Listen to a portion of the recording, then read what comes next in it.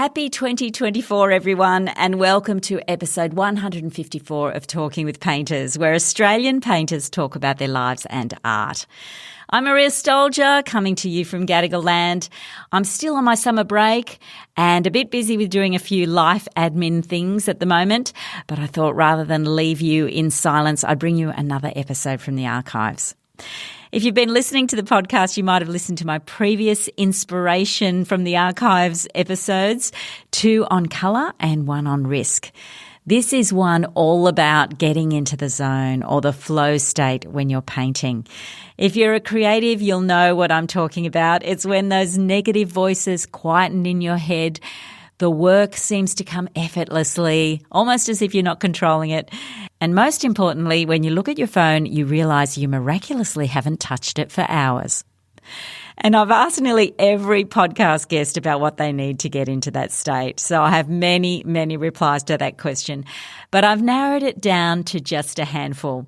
And I'm sure I've missed some brilliant ones, but hopefully these ones will inspire you.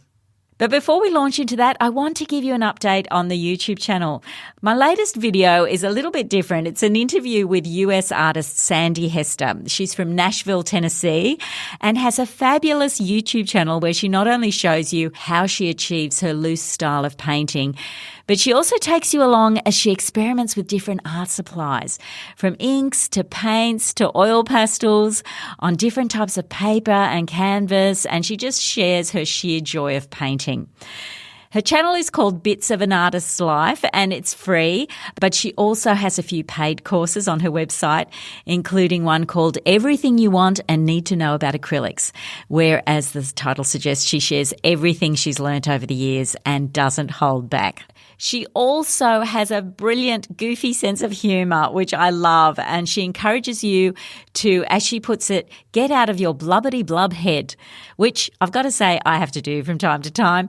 I've put a link to that 40-minute video in the show notes, but also included an audio clip from the video at the end of this episode. I've also uploaded part 1 of my 2-part video from my interview with excellent portraitist Paul Newton. We talk in that video about some of my favourites of his portraits, but I've got a part 2 coming up, which is going to be online soon, where you'll be getting the inside scoop of the colours on his palette, as well as mixing tips. It's going to be a dream for up-and-coming portraitists, or even experienced portraitists who are just curious about what is on that palette. Also, with each artist in this episode, I've put a link to their podcast interview and YouTube video. So if you're interested in what they have to say, you can go back and listen to the full conversation and see more of their work, and in many cases see inside their studios in those YouTube videos. Also, if you like this episode, you might also like to listen to the other inspiration from the archives episodes, which I've linked in the show notes as well. So here are the replies my podcast guests have given me to the question of what conditions do they need to get into that flow state. And I'm starting off with the answers from Julie Nicholson and Fiona Verity, who are not only artists, but also the hosts of the Art Wank podcast. We do. Okay, all right, Julie, next one. How do you get into the flow of painting? Like, how do you get into the zone? Do you need good question, Maria. No, because with 3 kids, Maria, every 5 minutes you've got, especially with homeschooling, it was literally get up at 6, paint till 8, come back, do it all, brekkies, get everyone up, go back for 10 minutes, go in, go out. I do not have to be in a zone. And I get into a zone, but if the zone is mixed in a bit of paint, it'll come. And if you make a bad mark, you can paint over it. So I just think you can't be precious. Yeah, right. So you're not waiting for that inspirational moment or anything? Or nothing would ever happen, Maria. No. Okay, Fiona, what about you? How do I get into the zone? Yeah. Headphones have been really good, Maria. The house next door to me. Oops. Oh, Fiona. She's dropped off. She's gone. Maybe the house next door to has fallen on her. I'll invite her back again. Here she is. Oh, my God, I'm so sorry. I cut myself off. I cut myself off by tapping my headphones. You're such a knob. You're back now. That's the main I'm so thing. sorry. That's okay. So how do I get into the zone? Don't touch the headphones. I put my headphones on and just start. I've just got to start. And then once I've started, I can't stop. Yeah, right. It's terrible. So you don't have trouble starting, though? God, no. I have trouble stopping, Maria. That's my problem. I really do. Yeah, definitely. I think if I was at school now, they'd have me on every tablet under the sun, because I think I'm on every spectrum possibly. But I think it's a good thing, and I've realised that that obsessiveness is not a bad thing. I'm your tablet. So, I'm reining you in. I do take my tablets, but I probably could be on more tablets. Well, it's good being, you know what? It's good being having a lot of energy. And being like that, because, if you don't have trouble starting, I think that's like 90% of the problem solved right there, But I think it doesn't matter whether you're painting, writing, making music, whatever creative pursuit it is, just start, Yeah. Just tell yourself you're going to do 10 minutes. Yeah. And the best thing then is, like, before you know it, it's been an hour. Yeah. Yeah. No, definitely. I do have a problem, Maria, with the housework or cooking, or because you don't do it. That's what I mean. I don't ever do any of that. Yeah. So instead of putting art off by doing the housework, you put the housework off by doing the art. Brilliant. Yes. I love that. I've interviewed Anne Thomson 3 times, but this is from our 2018 interview.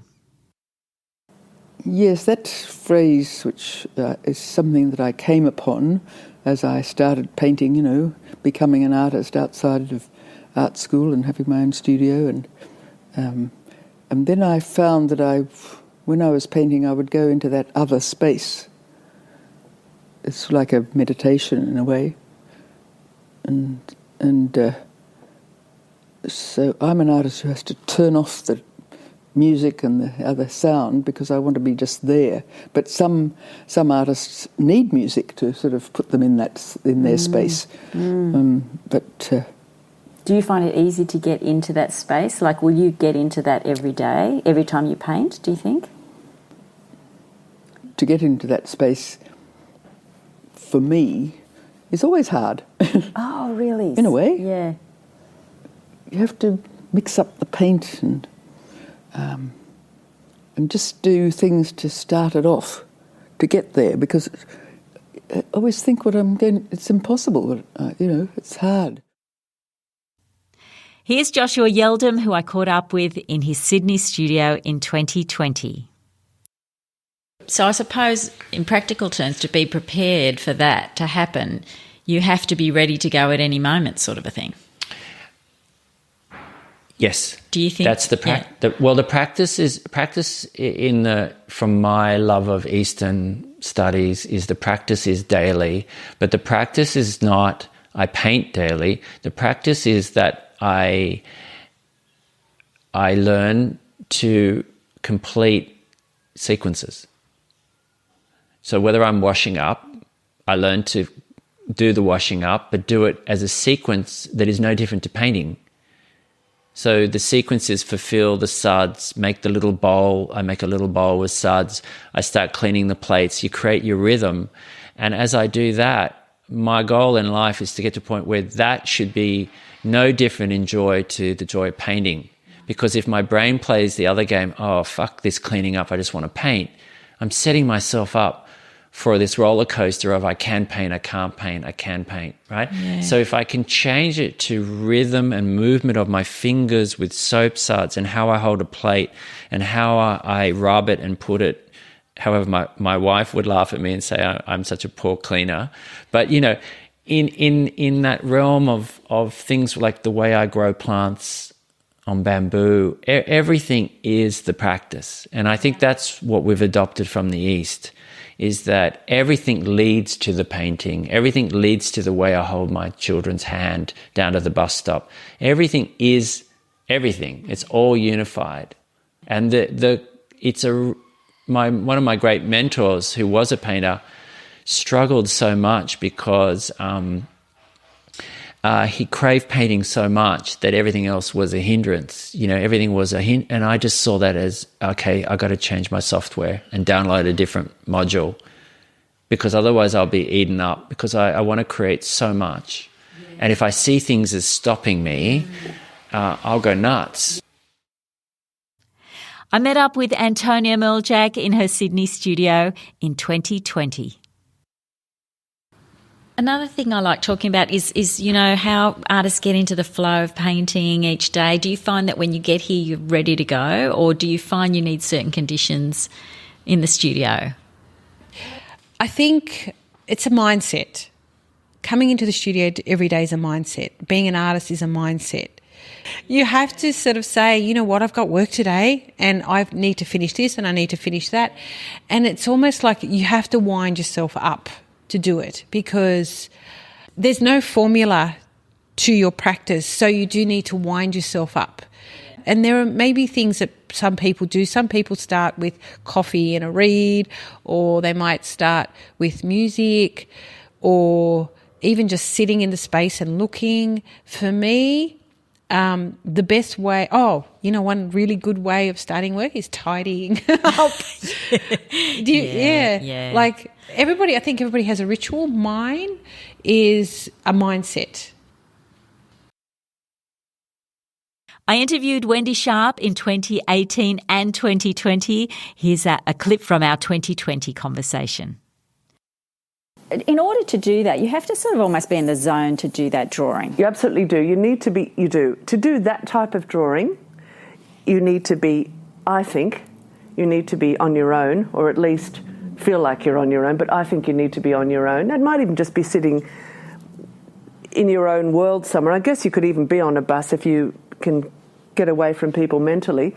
But you need to be doing it where no one else is looking at what you're doing, so that you don't censor yourself. Yeah. And I don't mean censor yourself because it's rude. I mean censor yourself because it might be dumb. So you're not thinking, I better not do that, it'd be silly. Just go with the flow. Yeah. What happens if I do this? What happens if I do that? And you will find that if you do enough of that, you will start to work out what you want to say, what the composition is, and all sorts of ideas. I think, that's the time when you absolutely need to focus. And although I listen to music, but I also listen a lot to podcasts and audiobooks, I can't listen to an audiobook when I'm doing that or anything, because you really need to be just kind of going into your own world a bit. Yeah. You can't listen to words while you're trying to do that. No, totally. I caught up with Lewis Miller back in 2017 in his Melbourne studio, and here's a clip from our chat. I think try to have a good sleep. Or for example, if I'm doing starting a portrait or working with a figure, you don't want to be tired or hungover or sick, or you don't want to have too much coffee, for example. What about music? Sometimes I play music. It depends on who the person is. If I'm doing still life, I usually play a certain piece of music that I like at the time. That can really disrupt your flow, I guess. Make sure you're not going to have any interruptions. Turn the mobile phone off. And just try to make everything as positive the same as it was in the past when it has possibly worked. I've interviewed Aida Tomescu 3 times, but this is from my 2017 interview in her Sydney studio. I think you asked me about the studio at some point, whether, what kind of studio I want.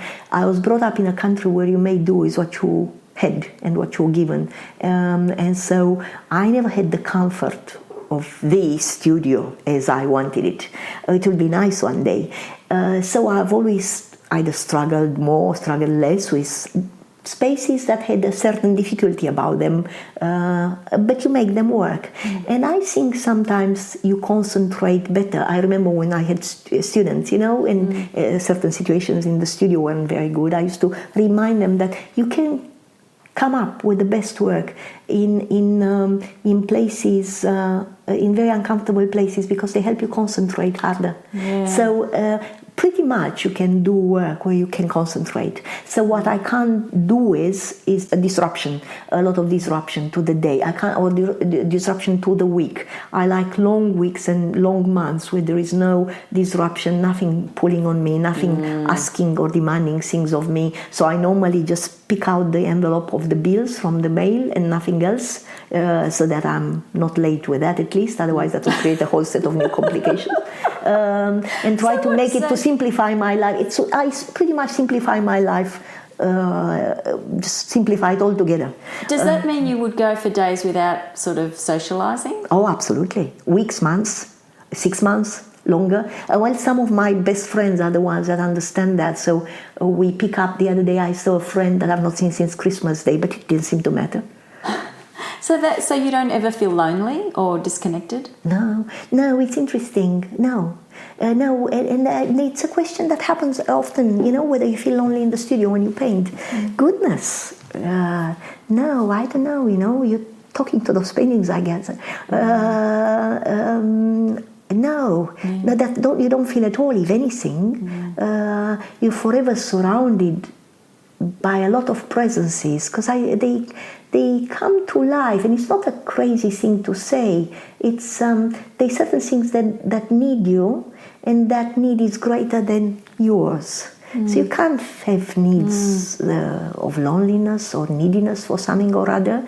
All you need is that you kind of stand upright enough and have the strength enough to continue. In this next clip, you'll hear from David Griggs, who I interviewed in 2020. Yeah, I know when I'm in the vibe, when I'm really in that painting zone where I don't often look at my phone. And then if I do or I need to because of whatever reason you need to look at your phone, and then on that day, I'll notice when I finish for the evening and I finally look at my phone, it's got bloody paint all over it, because it's like I haven't taken my gloves off to look at the phone. It's like, yeah, there's whatever, like I'll message that person later or I'll check that email later. It's like, and then I'll throw it back down. It's like, Yeah, so you have to also be really strict with how much you're going to let in to your mind during that working process. In this next clip, you'll hear from Idris Murphy, who I've interviewed twice. This is from our 2023 interview in front of an audience at the S.H. Irvine Gallery. Well, the whole point, in a way, is that spontaneous, intuitive thing. That's what you want to get to. Yeah. Well, do you find that's a rare state to be in? It's a good question, actually, rare state. It's certainly... So the problem is you can't anticipate it. It happens outside you. And so something happens there where you give up control. Jeanette Widdowson uses a phrase, what was that? It's basically about surrender. Yeah. But it's a paradox because, as she said, it's active surrender. So that's the crutch of this. When you get the great pictures, this is what's happened. Something transcends the skill, the ability of the artist. I met up with Kathrin Longhurst in her Sydney studio in 2019. As to routine, I think, once again, I did a stint in telemarketing and in sales, and I got a lot of tools and techniques because when you're in sales, it is really, really hard to get started, to make that first phone call of the day, to make an appointment with a client to go and see them. Procrastination, and it's the same thing when you paint. You're in the studio and you do everything else first. You go and clean the kitchen; it's so clean, and then you do a bit of vacuuming, and then you need to put on another load of washing. So I'm using the same techniques as I used in business to get me started in the morning. It's a really good book It's called Eat That Frog. Oh, yes, I've heard of that too. You've heard of it? Yeah. It's very salesy, it's very corporate speak, but the message from it is like, if you do the hardest, most difficult thing first thing in the morning, that's the worst part of the day gone, and everything else is going to be easy. So will you think about that the day before and think, I'm going to start with that? Or just when you come in the studio? No, it's when you come into the studio, you just have to force yourself. Those first 15 minutes, it's pure willpower. It's really, you have to force yourself to stay and to just push through that oh, I can't do this, you know. And once you reach past those first 15 minutes, breathe. Easy. You get into it. You get into the flow. It's just, you know, it's just the getting started. And that's what I think a lot of artists struggle with. Definitely. I spoke with Anthony White online in 2022 from his studio in France. Well, there's a couple of things that I have identified. I find that music, if I'm painting, right, then music helps straight away. And writing. The writing gives me that energy as well. That's interesting. So I'll go look through these diaries that I've been documenting things for a while, since 2010. So there's a few there. So I'll go back through those diaries and I'll start looking at things that I had documented, little drawings in there or like newspaper clippings and phrases and things like that. And then, it gives me a bit of energy to commence work. And then I'll put on music. And, music, because it takes you out of your intellectual mind, hey? Yeah. It takes you out of that place and it gives you some sort of flow. You know, ultimately, you know, there's that cliche that, you know, like when you lose track of time, the same in the kitchen. When you lose track of time, that means that you're in this place that's linked to creativity. I interviewed Bernard Ollis in his Sydney studio in 2018. So my first thing that I do is I walk in and look at what I did the day before, the night before. I paint pretty much every day. So weekends as well. Weekends as well. Right. I mean, I don't. I sometimes someone says it's Saturday. Is it? I thought it was Tuesday. I mean, you live in your own world in the studio. I mean, I obviously have to do other things in life, like answer emails and go shopping and all those. But overall, I try the routine and discipline of painting all the time. I always put the work up overnight. Sometimes even with marks on it saying rubbish, change this or whatever, and I pin it up there. So my first thing that I do in the morning is I look at what I've just done and think, oh, I thought that worked. It doesn't. There's something wrong with that. Oh, maybe. And I come up with ideas. So that's my starting point. When I'm in the flow state, I like to put on a piece of usually classical music. And it can be anything from Shostakovich to Sibelius to Tchaikovsky to Elena Katz-Chernin. I want to play and have some music going in the studio that transports me into my headspace, particularly if I've been thinking about something else or annoyed about, whatever it is in the world, or just heard Donald Trump speak or something. I think I need That'll do it. Exactly. I need to just get into my own world. And so that's the way I do that. So that's my next thing, is to put music on and to try a favourite piece or listen to Classic FM and just get into that zone. I interviewed Kim Leutwyler online in the middle of the Sydney 2021 lockdown. Yeah, I guess on a painting day, I will wake up and be like, okay, today is definitely a day to create some artwork. And I'll go into the studio before I've even peed or brushed my teeth or eaten anything, and I'll just start working. And eventually it builds up so much that I actually have to go and get ready for the day and come back. But I get into this sort of flow state. It's a very zen state. And I don't realize that I'm painting. And it happens with drawing too. I don't really draw anymore other than a sketch. But the other day I did a drawing of my friend Georgia, and I was getting into it so much so that I got a message being like, "Oh, are you done with it yet?" And it had been 4.5 hours, and I had no idea that time had gone by.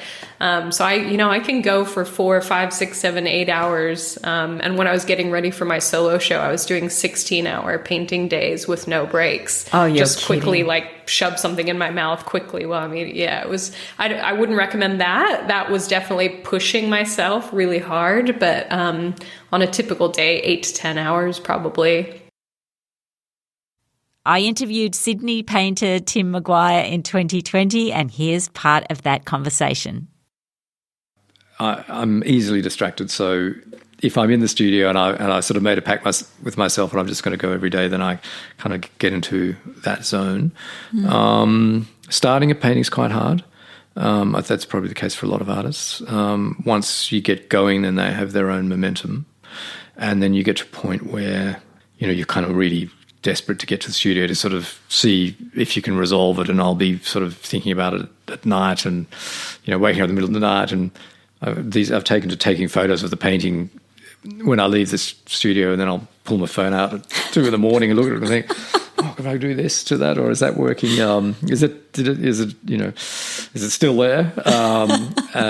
So that it becomes a bit of a compulsion. Yeah. So I've found to that end, it's quite useful to have more than one thing on the go, because otherwise you sort of finish painting and then you sort of you stop. But if you can sort of surreptitiously start another one while you're focusing on finishing something, then I can keep the wheels spinning. That's a really good idea.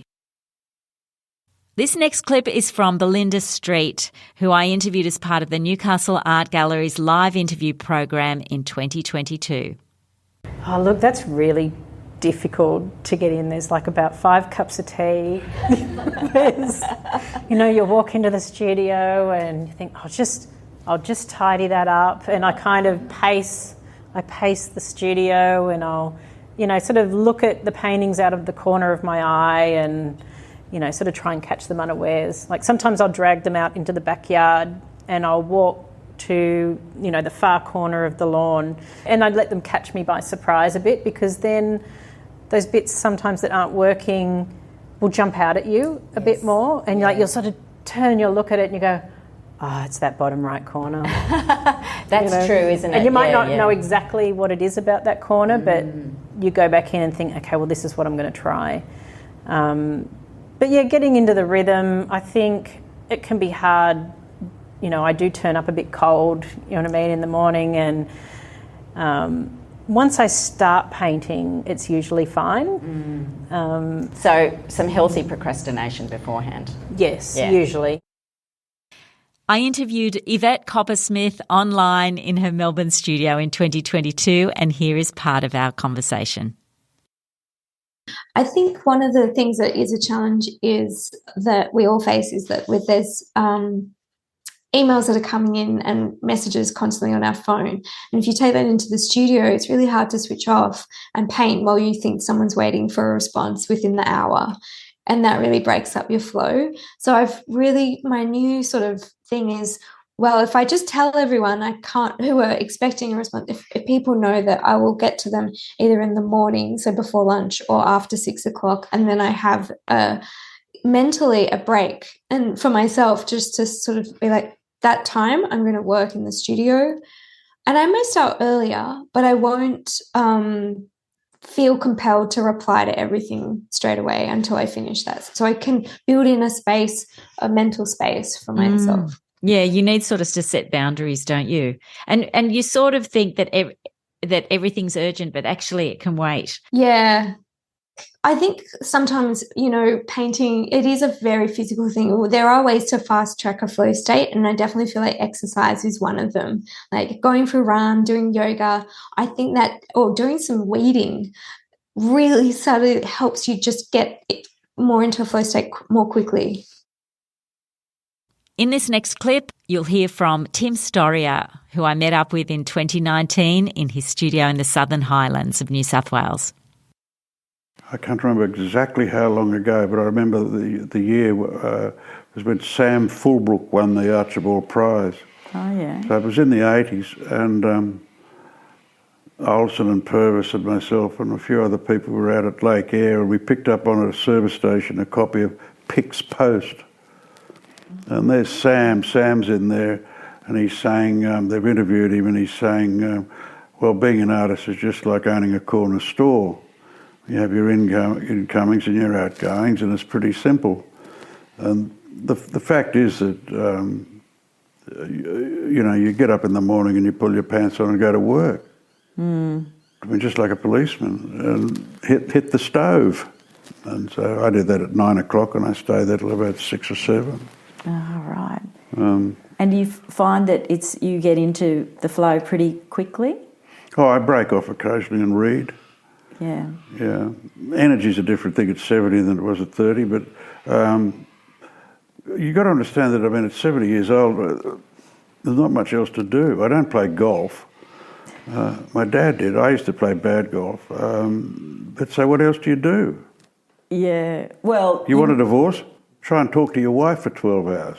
I mean, that doesn't work either. You've got to get out of the house. Oh, yeah, of course. And so I've got a fantastic studio up there, and I can do what I like, and so that's what I do. So in a way, it's not just your job, it's also your enjoyment. Of course. In this next clip, you're going to hear from Jacqui Stockdale when I spoke with her in 2018 in front of an audience in Melbourne. I do like being by myself, and I don't really listen. I do listen to Talking with Painters, actually. I listen to Eckhart Tolle on The Power of Now. I love him. Oh, yeah. It's an audio book. Yeah. Just I listen to audio stuff, but not really. I actually just like nothing. I don't like... it's so entertaining enough. Is that the word? Well, you get absorbed. Yeah, it is. Totally like absorbed. It takes a lot of concentration. You know, I just like going there and maybe put the heater on, like just make sure I'm comfortable, and yeah, I don't really need much. And lastly, here's a clip from my YouTube conversation with American artist and YouTuber Sandi Hester.